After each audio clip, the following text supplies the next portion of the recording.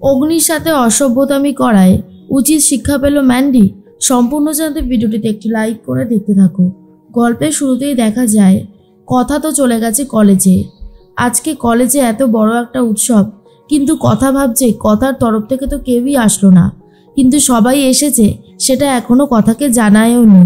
কথা ভাবে যদি পাচক মশাই আজকে আসতো তাহলে সব থেকে বেশি খুশি হতাম। এরপর সবার নাম অ্যানাউন্সমেন্ট করে, কিন্তু সেখানে ম্যান্ডি আসেনি।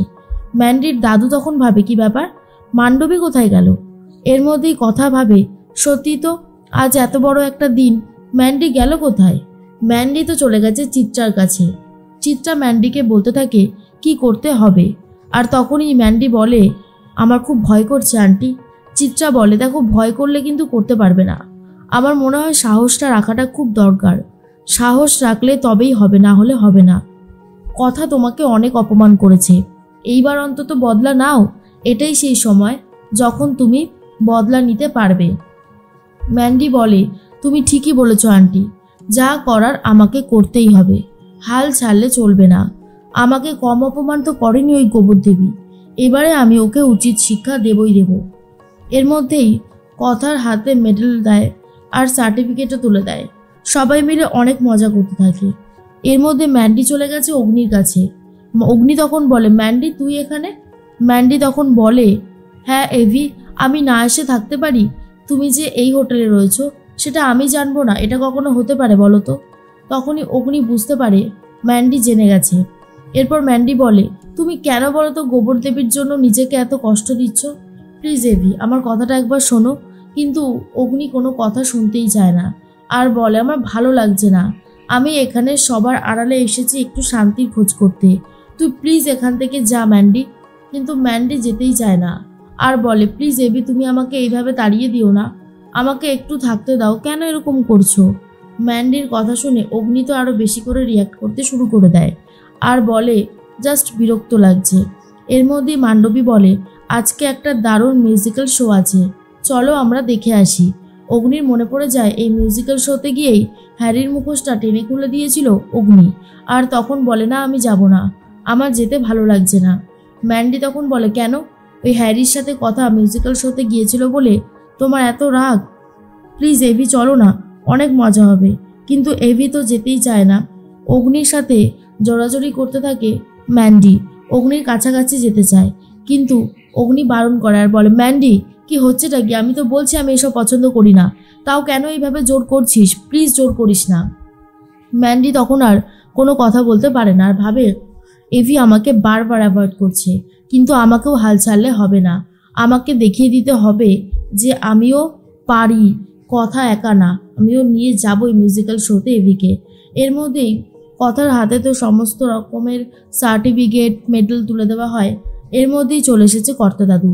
কর্তা দাদু এসে হাততালি দিতে থাকে আর তারপরে আক্কি, প্রত্যয়, নীলাদ্রি সবাই এসে গেছে, কথাকে অভিনন্দন জানাতে থাকে। আর কথা তখন ভাবে যে পাচক মশাই আসেনি, এটা নিশ্চয়ই পাচক মশাইয়ের প্ল্যান, কিন্তু এটা যে পাচক মশাইয়ের প্ল্যান না সেটা এখনো কথা বুঝতে পারছে না। সবাই মিলে তো অনেক আনন্দ করে আর বলে কথা আজকের দিনটাতে আমরা না এসে থাকতে পারি বলো? ছোটকা পুরো টিমটাকে লিড করতে থাকে আর বাজনা বাজাতে বাজাতে ঢুকেছে। তখনই কথা বলে তোমরা যে সবাই মিলে এসেছো আমি যে বিরাট খুশি হয়েছি। তখনই কর্তা দাদু বলে তোমার জীবনের এত বড় একটা দিন আর আমরা আসবো না সেটা কি কখনো হতে পারে? আসবো, আমরা অবশ্যই আসবো। এর মধ্যেই কথা ভাবে যাই হোক, যা হয় ভালোর জন্যই হয়, এই যে এত কিছু হচ্ছে সবটাই ভালোর জন্যই হচ্ছে। তার মধ্যেই পাচক মশাইকে খুঁজতে থাকে, কিন্তু পাচক মশাইকে না পেয়ে কথা নিজের মনকে সান্ত্বনা দিচ্ছে। এর মধ্যেই এভিকে জোর করতে থাকে ম্যান্ডি, আর এভি তখন বলে ঠিক আছে আমি যাব, তুই এরকম করিস না, আমার ভালো লাগছে না। এরপর এভি আর ম্যান্ডি চলে গেছে সেই মিউজিক্যাল শোতে, যেখানে গিয়ে ম্যান্ডি রীতিমতো ড্রিঙ্ক অর্ডার দেয় আর কথার কথাই ভাবতে থাকে অগ্নি, আর ভাবে কেন করলি তুই এরকমটা? গোবরদেবী তুই যদি এরকমটা না করতিস তাহলে আজকে আমি এখানে আসতাম না। আমার তো তোর ওপরে খুব রাগ হচ্ছে, কিন্তু কেন আমি তোর ওপরে এত রাগ করছি? তোর ওপরে তো আমি রাগ করতে পারবো না, কারণ তুই আমার কে হোস? রাগ ভালোবাসা তাদের উপরেই করা যায় যাদেরকে আমরা আপন মনে করি। এর মধ্যেই কথা তো বাড়িতে চলে গেছে। বাড়িতে গিয়ে ভাবতে থাকে পাচক মশাই কি আজও আসবেন না? এরপর ঠাকুরের সামনে চলে যায় আর বলে, মা আনন্দী, আমার পাচক মশাইকে তুমি ফিরিয়ে দাও। তুমি কেন আমার কথা শুনছো না? পাচক মশাইকে যে আমি খুব ভালোবাসি, আমার জন্য পাচক মশাইয়ের কোনো ক্ষতি হোক সেটা আমি কখনোই মেনে নিতে পারবো না। তুমি আমার পাচক মশাইকে ফিরিয়ে দাও মা আনন্দী, ফিরিয়ে দাও আমার পাচক মশাইকে। এর মধ্যেই কথা মনে মনে একটা কথাই ভাবে, যেভাবেই হোক না কেন পাচক মশাইকে সে বাড়ি ফিরিয়ে আনবেই আনবে। এর মধ্যেই ম্যান্ডি তো ড্রিঙ্ক নিয়ে এসেছে। অগ্নি তখন বলে, এসব কি ম্যান্ডি? তুই জানিস না আমি অ্যালকোহল নিই না, তারপরে এসব কেন? ম্যান্ডি বলে, আমি জানি এভি তুমি এসব খাও না, কিন্তু আজ নিজের কষ্ট ভোলাতে এটুকু তুমি খাও। তুমি টি লাউঞ্জে যাচ্ছ না, মাই মমস ক্যাফেতে যাচ্ছ না, এইরকমভাবে কি কোনো জীবন চলে? এরকমটা করো না, আমি তোমাকে বারণ করছি, একটা বার আমার কথাটা শোনো। কিন্তু অগ্নির খুবই খারাপ লাগে। অগ্নি তখন বলে, বলছি তো খাবো না, কেন জোর করছিস? কথা ভাবে পাচক মশাই কেন আসছে না। এদিকে কথা যেই প্রদীপটা জ্বালিয়েছিল সেটা নিভে যাচ্ছে। আর এটা দেখার পরেই কথা আরও বেশি করে চিন্তায় পড়ে যায়। কি করবে কিছুই বুঝে উঠতে পারছে না। আর ভাবে, মা আনন্দীর সামনে এই প্রদীপটা নিভে যাচ্ছে কেন? তাহলে কি আরও অনেক বড় ঝড় আসতে চলেছে? কিন্তু কি ঝড়? আমি সব ঝড় থেকেই আমার পাচক মশাইকে রক্ষা করবই।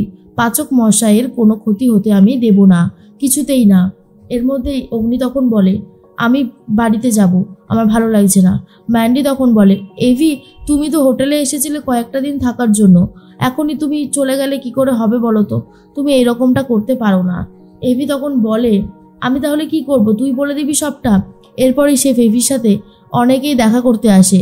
আর তখনই সবাই কংগ্রাচুলেশনস বলতে থাকে আর বলে, আপনার টি লাউঞ্জ তো অনেক সাফল্য পেয়েছে, হার্বাল কফিও বেশ পপুলার হয়েছে। তার মধ্যে ম্যান্ডি বলে, নাও নাও তুমি এটা খেয়ে নাও, সমস্ত দুঃখ কষ্ট ভুলে যাবে। এরপর রাগ করে এভি সমস্ত ড্রিঙ্কসের গ্লাসগুলো শেষ করে দিতে থাকে। যা দেখার পর ম্যান্ডি ভাবে, এই তো কাজ হয়ে গেছে, এবারে বাকি কাজটুকু করতে পারলেই সব কিছু আরামসে হয়ে যাবে। তার মধ্যেই কথা তো খুবই চিন্তা করতে থাকে, পাচক মশাই কেন এখনো আসছে না, পাচক মশাই কেন এত লেট করছে। এর মধ্যেই কর্তা দাদু ভাবে, সত্যি পাচক কি আজকেও আসবে না নাকি?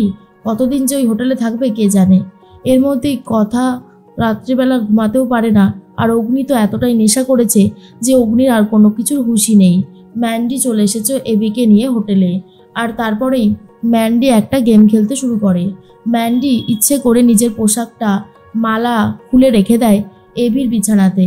এরপর যখন অগ্নির ঘুম ভেঙে গেছে, সকাল হয়েছে, তখনই পাশে ম্যান্ডির জামা মালা এসব দেখার পর অগ্নি ভাবে, এগুলো কি, এগুলো কেন রয়েছে এখানে?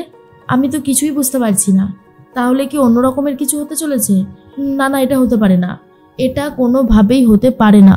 আমি এটা কিছুতেই মানতে পারবো না যে এরকম কিছু হয়েছে। আর কথা কি পারবে অগ্নিকে এই বিপদ থেকে বাঁচাতে?